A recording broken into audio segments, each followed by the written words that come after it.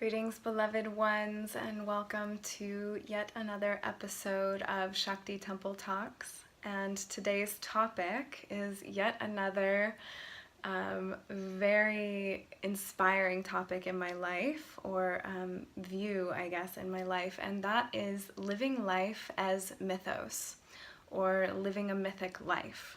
And this is something that has become a practice of mine, and it was inspired by one of my great teachers who is the creatrix of the 13 Moon Mystery School and the Sanctuary of the Open Heart, Ariel Spilsbury, who has been a great influence in my life and very much brought this idea, or this concept, or this practice of living life as mythos into my realm, and really this concept has transformed my life. So I'd love to go more into the concept of living life as mythos. So just to clarify what mythos is, or mythic life, or myth, for me, this term is very much connected to the idea of the mystery, that we are in this great mystery that is unfolding and constantly revealing itself to us, right? So that's kind of, we're zooming out. As we step into living life as mythos, what we're doing is we zoom out from the personal into the transpersonal, and we're viewing from the transpersonal the personal, right? If that makes sense. So I'm gonna go out there and then I'm gonna bring it in. So zooming out, so we zoom out, we see that we're existing in this great mystery that, cultures and traditions and religions all over the world have attempted to translate and figure out. But the idea of living a mythic life is that this mystery that is life, that is our incarnation here in this realm, is actually constantly revealing itself to us, right? And so within that, in cultures the world over, they recognize that there are all these different components that make up the mystery. There are the elements, there are archetypes, which is the bigger piece here. There's symbolism, there's, duality, like the sun, the moon, dark, night, or dark and light, and male, female, and then this whole spectrum, this rainbow that exists in between those poles. So we look at all of that. And specifically, again, I want to go into the archetypes, because this is how the mythos, or the myths of all these ancient cultures came about. The ancient Greeks, the Hindu mythologies, the pagans, the Sumerians, the Egyptians, the Mayans, like all of these ancient cultures developed these mythos based on archetypal frequencies that exist within the whole. If you start to cross over these different traditions, you'll see a lot of similar archetypes showing up in their pantheon of deities.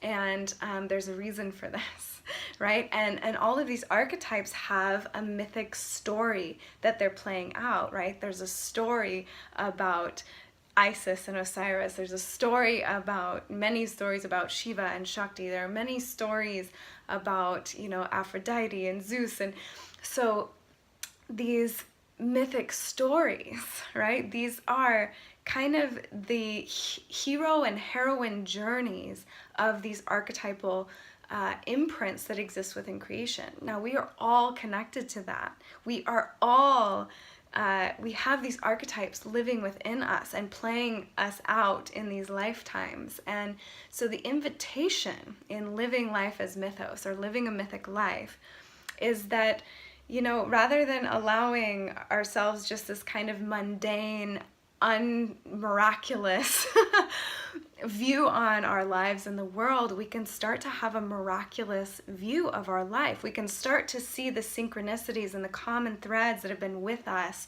through our personal soul journey, and start to see an archetypal play within our very own lives, right? And this is kind of the way of the mystic, or the mystica, the feminine embodied mystic, or the masculine, is this recognition that we are playing out a divine role in the grand play, the grand mythic play of life. And so that role is for us to discover. That's how we find in my life, this is how I've discovered my purpose, is kind of this transpersonal zooming out. When we start to live life as mythos, we're literally, we have our personal, we get caught and we can't see very far in front of our faces with all the busyness of the modern life, with all that life requires of us at times. And it can be really powerful to zoom that lens out and start to see the larger life patterns. And then as Ariel inspired in myself and those that have worked with her, actually finding a name, a title for our own personal mythos, our own mythic story,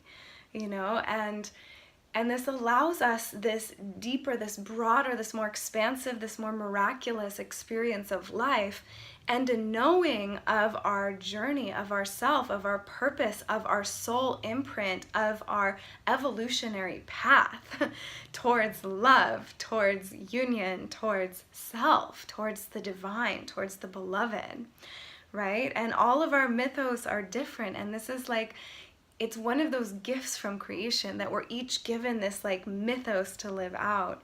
And so this brings us, what happens when we start to live life as mythos, when we start to view life in this broader sense, first of all, is a lot of magic. A lot of magic begins to unfurl as we recognize our own personal mythos. We start to have signs that reveal themselves. We start to see the larger weaving and the synchronicities, and we are more able to align and navigate alongside of those. It gives us, the mythos kind of gives us like a boat with sails, and then we can start to direct with the constellations of the stars and the elements and this inner gnosis, this inner compass, to guide our boat towards our highest revelation of this personal self that we can offer into the world. I really believe that one of the greatest gifts we can offer to existence, to the world, to others, to ourselves, is to really anchor, to really discover what is my personal mythos, and how can I live this fully? How can this be a guiding point for my life? When I look back on my own personal mythos, which all of my offerings, Shakti Temple Arts is the epitome of my personal mythos. My offerings within that, Path of the Mystica Retreat, which is coming up over summer solstice, which is all about this journey. This offering that just opened up registration, the Cosmic Consort, the Sublime Shakti pilgrimage that is coming up in India, this is all stemming from my own personal mythos. And this, as I trace back, this mythos has been with me since I was a little girl. And it's just been like this discovery, like this flower blossoming open, and this revelation of my own personal fragrance and my soul's journey. This explains the challenges that I face personally, and knowing this mythos gives me the strength to overcome the obstacles that are placed in my path for my soul's evolution, and to recognize those as such. And when you start to see, as you step into this idea of life, or this larger transpersonal view, this mythic view, that every step of the journey has to do with our mythos. So the beauty is the revelation of our mythos, an opening, a cracking, a stepping deeper into, right? A revelation of. While the challenges are those pieces that we need to shed, that we need to overcome, that we need to purify, to transform, to transmute in order to expand our capacity for holding our own personal mythos. So this is the inspiration for today. And so I invite you to, if this is inspiring, if this strikes a chord, if this resonates, to take a moment and really meditate on that. Like, what is my own personal mythos?